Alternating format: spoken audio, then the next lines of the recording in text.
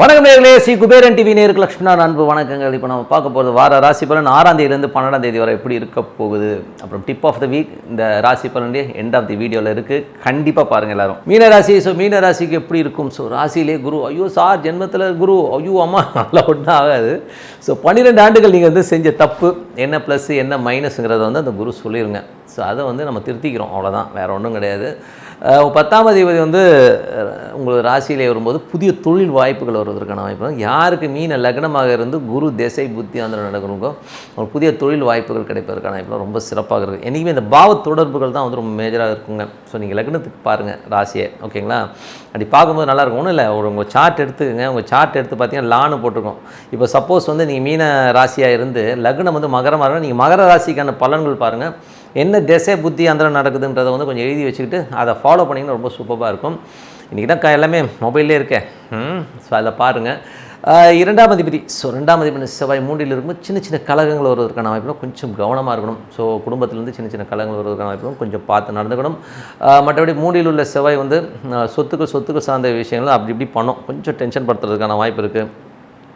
பிரயாணங்கள் நிறைய ஏற்படுத்தும். ஏன்னா 9ஆம் தேதி 3லும் நிறைய பிரயாணங்கள், குடும்ப சொத்துக்கள் சார்ந்த விஷயங்களுக்காக ஒரு பிரயாணங்கள்லாம் ஏற்படுத்துவதற்கான வாய்ப்புலாம் நிறைய இருக்கும். புதிய ஒப்பந்தங்களுக்காகவும் நிறைய பிரயாணம் பண்ணுவீங்க. ஸோ இதெல்லாமே ரொம்ப சிறப்பு. இது யாருக்கு நடக்கணும் போது மேஜராக வந்து பார்த்திங்கன்னா மீன லக்னமாக இருந்து உங்களுக்கு செவ்வாய் திசை புத்தி அந்தரம் நடக்கிறவங்க கண்டிப்பாக நடக்குங்க. ஸோ இதில் வந்து மேஜராக வந்து சொல்ல வேண்டிய ஒரு விஷயம் என்னென்னா 2ல் உள்ள ராகு. ஸோ 2ல் உள்ள ராகு வந்து பார்த்திங்கன்னா சுக்கிரனுடைய சாரத்தில் வந்து ரொம்ப கவனமாக இருக்கணும்.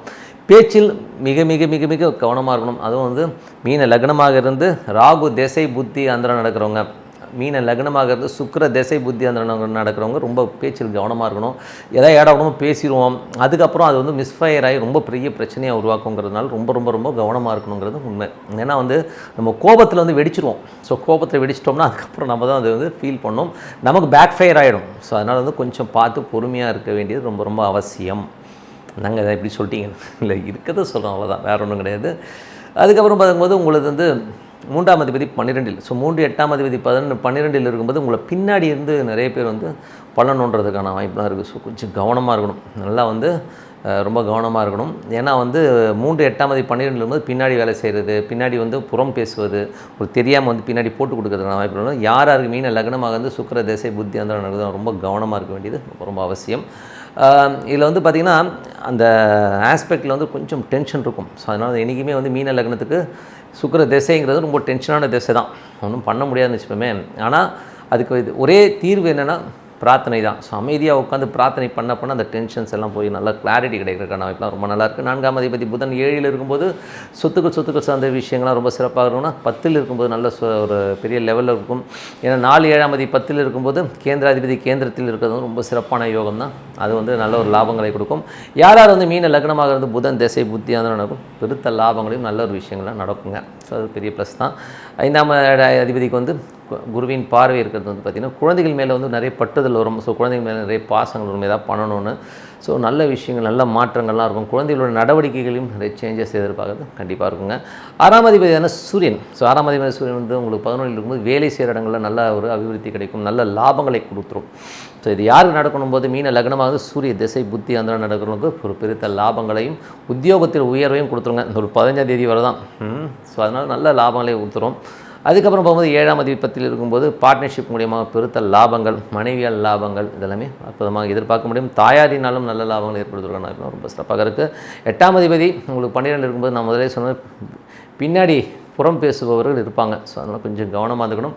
மறைமுகமாக ஏதாவது லஞ்சம் வாங்குறேன், கொஞ்சம் சைடில் கவனிக்கிறேன்னு சொல்கிறாங்க அப்படின்றனா அப்படிலாம் போயிடாதீங்க. ஸோ அந்த மாதிரி போகும்போது அதனால் உங்களுக்கு கெட்ட பேர் வரும். ஸோ அதனால் கொஞ்சம் கவனமாக இருக்கிறது ரொம்ப ரொம்ப நல்லது. என்னங்க அது இப்படி சொல்லிங்கன்னா, இல்லை இல்லீகலான ஆட்கள் வந்து உங்களை வந்து தொடர்பு கொள்வாங்க. ஸோ அந்த மாதிரி ஆஸ்பெக்டில் போகும்போது நம்ம மாட்டிப்போங்கிறது தான் உண்மையான விஷயம். 9ஆம் அதிபதி செவ்வாய். ஸோ 9ஆம் அதிபதி செவ்வாய் இந்த 3லும் நிறைய பிரயாணங்கள் இருக்கும்.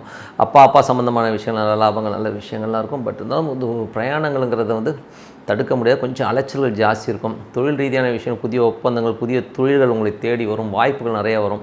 யாருக்கு வரும் அப்படின்னும் போது மீன லக்னமாக இருந்து குரு திசை புத்தி அந்த கண்டிப்பாக நடக்குங்க. ஸோ 11ல் சூரியன். ஸோ வேலையில் நல்ல மாற்றங்கள், நிறைய பணம் சம்பாதிக்கிறதுக்கான வாய்ப்புகள்லாம் நிறையா இருக்குது. பெருத்த லாபங்களை வேலையில் எதிர்பார்க்கலாம். யாருக்குன்னா மீன லக்னமாக இருந்து சூரிய திசை புத்தி இருந்தோன்னு பெருத்த லாபங்களே கண்டிப்பாக அடையுங்க. ஸோ நல்ல விஷயங்கள் நல்ல மாற்றங்கள்லாம் இருக்குது. என்னை பொறுத்தவரை பிரார்த்தனைங்கிறது ரொம்ப முக்கியங்க. அமைதியாக ஒரு இடத்துல உட்காந்து ஓம் நமச்சிவாய ஓம் நமச்சிவாய ஏதோ ஒரு சாமி உங்களுக்கு பிடிச்சதை நான் சும்மா உதாரணத்தை சொல்கிறேன். அமைதியாக உட்காந்து அந்த பிரார்த்தனை பண்ணும்போது ஒரு பெரிய லெவலில் வந்து ஒரு மாற்றங்கள் அந்த மேஜிக் வந்து நீங்கள் பார்க்க முடியும். ஸோ என்னை பொறுத்தவரை பிரார்த்தனை ரொம்ப முக்கியம். அது வந்து உங்களை வாழ்க்கையில் வந்து ஒரு பெரிய லெவலில் கொண்டு போங்கிறது வந்து எந்தவித சந்தேகம் வேணாம். அதே மாதிரி கமெண்ட்ஸ் கொஞ்சம் நிறைய போடுங்க. ஸோ நீங்கள் வந்து நம்ம கேட்குறோம், ஸோ ஏதாவது சேஞ்ச் பண்ணணும் சார், இதை கொஞ்சம் மாற்றுங்க, இது பண்ணலாம் அது பண்ணலான்னு ஏதோ ஒரு இது பண்ணும்போது நமக்கு ஒரு இந்துவாக இருக்கும் இல்லையா. ஸோ நமக்குள்ள ஒரு கலந்துரையாடல் மாதிரி இருக்கிற மாதிரி நல்லாயிருக்கும். இன்னும் கூடிய விரைவில் வந்து லைவில் வருவேன். ஸோ லைவில் வரும்போது இன்னும் நிறைய விஷயங்கள், ஸோ உங்களது கேள்விகளை தயார்படுத்திக்கோங்க. மற்றபடி டிப் ஆஃப் த வீக் என்ன சொல்ல போகிறோன்னா, என் லைஃப்பில் நடந்த ஒரு இன்சிடெண்ட்டை தான் வந்து இந்த வாட்டி வந்து டிப் ஆஃப் த வீக்காக சொல்ல போகிறேன். நான் வந்து ஒரு காலகட்டத்தில் 1996 97 இந்த காலகட்டம் வச்சுக்கோமே. ஸோ அந்த காலகட்டத்தில் வந்து நான் வந்து ஒரு கடை வச்சுருந்தேன். ஒரு ஜெராக்ஸு, ஜாப் டைப்பிங், சைக்கிளோ ஸ்டைலிங் இந்த மாதிரி விஷயங்கள்லாம் வச்சு நடத்திட்டு இருந்த ஒரு காலகட்டங்கள்.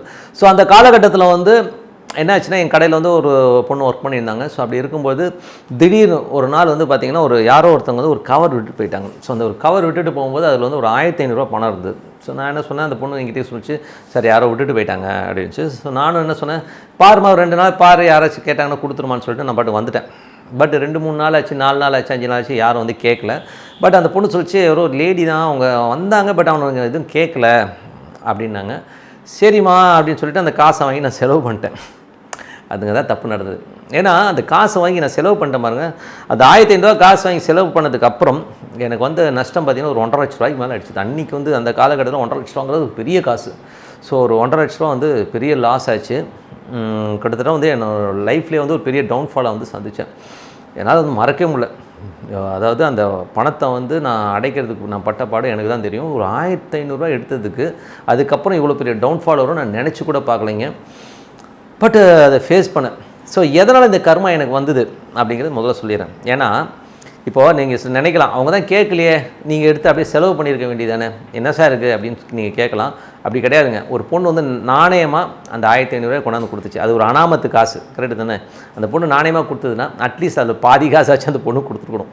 நான் கொடுக்கவே இல்லை, ஓகேங்களா. நான் முழு காசையும் எடுத்துச்சு, நான் பட் செலவு பண்ணிட்டேன். அன்றைக்கி இருந்து ஒரு டைட்டு ஒரு ரொட்டேஷன் வேணும்னு சொல்லி எடுத்தாச்சு. பட் அது எவ்வளோ பெரிய பாவம். அதனால் வந்து லாஸ் பார்த்திங்கன்னா 1.5 லேக்ங்க, எவ்வளோ பெரிய. நான் அந்த மாதிரி ஒரு டவுன்ஃபாலை பார்த்து நான் அப்படியே மிரண்டு போயிட்டேன். ஸோ அதனால் வந்து ரொம்ப ஜாக்கிரதையாக இருக்க வேண்டிய ஒரு காலகட்டமாக இருந்து ரொம்ப டென்ஷனாக இருந்தது. தூக்கங்கள் இல்லாமல் எத்தனையோ ஆண்டுகள், கிட்டத்தட்ட வந்து அதெல்லாம் நான் வெளில வர்றது ஒரு 3-4 வருஷம். இன்றைக்கி நினைக்கலாம், இன்றைக்கி 1,50,000 ஒன்றும் பெரிய காசு இல்லை. பட் அன்றைக்கி 1996 ஒரு 25 ஆண்டுகளுக்கு முன்னாடி 1,50,000ங்கிறது பெரிய காசு. அதை வந்து விட்டும்போது அவ்வளோ பெரிய ஸ்ட்ரெஸ்ஸு, வட்டி, அது இதுன்னு சொல்லி ஏகப்பட்ட லாஸஸை நான் ஃபேஸ் பண்ணேன். ஆனால் இது வந்து ஒரு நெகட்டிவான ஒரு கதை சொன்னேன். இதே என் லைஃப்பில் ஒரு பாசிட்டிவான ஒரு விஷயமும் நடந்தது. அதுக்கப்புறம் நான் அந்த கடையெல்லாம் க்ளோஸ் பண்ணிட்டு நான் ஒரு ஜாப் கொண்டேன், நான் சேல்ஸ் அண்ட் மார்க்கெட்டிங் கொண்டேன். அதுக்கப்புறம் நடந்த விஷயங்களும் போது அப்போது ஒரு சில விஷயங்கள் நடந்தது. அப்போது வந்து ஒரு முறை வந்து நானும் என் மனைவி வந்து வண்டியில் போயிட்டுருக்கோம். அப்படி போயிட்டுருக்கும்போது ஆப்போசிட்டில் வண்டி கிராஸ் ஆச்சு. கிராஸ் பொத்துன்னு ஒரு சவுண்டு கேட்டுச்சு. நான் பின்னாடி திரும்பி பார்த்தேன், ஒரு கவர் கிடந்ததுங்க. அந்த கவரை பார்த்தா அது சரின்னு சொல்லிட்டு நான் வண்டி நிப்பாட்டு அந்த கவர் எடுத்தேன். நான் திரும்பி பார்க்கும்போது 4 பைக்கு போகுது.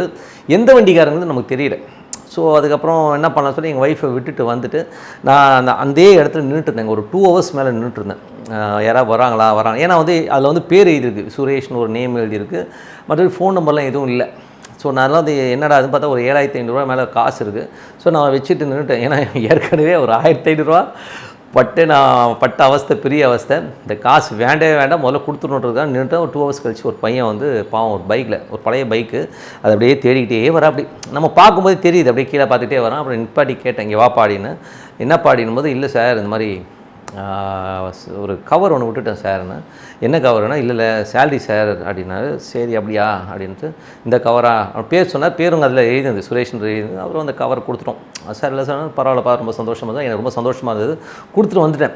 ஆனால் இந்த இன்சிடெண்ட் நடந்ததுக்கப்புறம் என்ன நடந்ததுன்றது தான் மேஜிக். ஏன்னா வந்து இந்த கொடுத்துட்டு வந்த அடுத்த வாரமே எனது வேலையில் வந்து பெரிய சேஞ்சு. நான் இதுலேருந்து வேறு ஒரு கம்பெனிக்கு போகிறேன். ஒரு பெரிய போஸ்டிங், லைஃப்லேயே ஒரு டேர்னிங் பாயிண்ட் அமைஞ்ச ஒரு பெரிய போஸ்டிங்கு. என்னோடய சம்பளம் வந்து பார்த்திங்கன்னா கிட்டத்தட்ட 100 மடங்கு ஏறுது. நான் வாங்கிட்டு இருந்தது 100 மடங்குன்றது வந்து எந்த கம்பெனியும் கொடுக்க மாட்டாங்க. ஆனால் அந்த கம்பெனியில் கொடுத்தாங்க. அப்படி ஒரு க்ரோத்து என்னால் நம்பவே முடியல. அப்போ தான் நினச்சேன், ஒரு கர்மாங்கிறது வந்து நம்ம நல்லதை செய்யும்போது நல்லது நிறைய நடக்குது, கெட்டது செய்யும்போது அப்படியே அடித்து நொறுக்குதுங்கிறத வந்து உண்மையாக பார்க்கணும். ஸோ மற்றவர்கள் காசு, மற்றவங்க சொத்தை வந்து அபகரிக்க நினைக்கிறவங்க இதை நினச்சி பாருங்கள். நீங்கள் நினைக்கலாம் இன்றைக்கி நான் புத்திசாலித்தனமாக அவன் சொத்தை ஆட்டையை போட்டுட்டேன், அவன் காசு அடிச்சிட்டேன்னு நீங்கள் நினைக்கலாம். பட் அந்த கர்மா வந்து வட்டியும் முதலுமா வசூல் பண்ணாமல் போகவே போகாது. இன்றைக்கி கூட பார்த்தீங்கன்னா ஒரு சில சொத்துக்களை வேண்டானே சொல்வேன் நான். ஐயோயோ சாமி நீங்கள் எடுத்து போயிருக்கியாடா. அந்த அனுபவம் தான் என்னை வந்து மாற்றிச்சு. ஸோ அதனால் வந்து யாராச்சும் வந்து அவன் சொத்தை அடிக்கலாம், இவன் சொத்தை அடிக்கலாம், இந்த நகை அடிச்சிடலாம் அப்படின்னு நினைக்கிறவங்க வந்து தயவுசெய்து உங்கள் எண்ணங்களை மாற்றிக்கொள்ளுங்கள். இதனால் அவஸ்தைப்பட்டனால சொல்கிறேன் நான். அது ஏதாவது ரூபத்தில் அடிக்குதுங்க. ஒன்று வந்து இந்த மாதிரி செலவு வச்சு அடிக்கும், சில நேரங்களில் வியாதிகளை கொடுத்துரும். நிறைய வியாதியில் அவஸ்தைப்படுறவங்க, பெரிய பெரிய பணக்காரெலாம் பாருங்களேன், எங்கன்னா ஆட்டை போட்டுருவான் பெருசாக. அவங்களாம் வந்து அவஸ்தைப்படுறது பார்த்தா கடைசியில் பார்த்தீங்கன்னா பயங்கரமான நோய்வாய்ப்பட்டு ரொம்ப கஷ்டப்படுறதுலாம் காரணம் இந்த கர்மா தான்.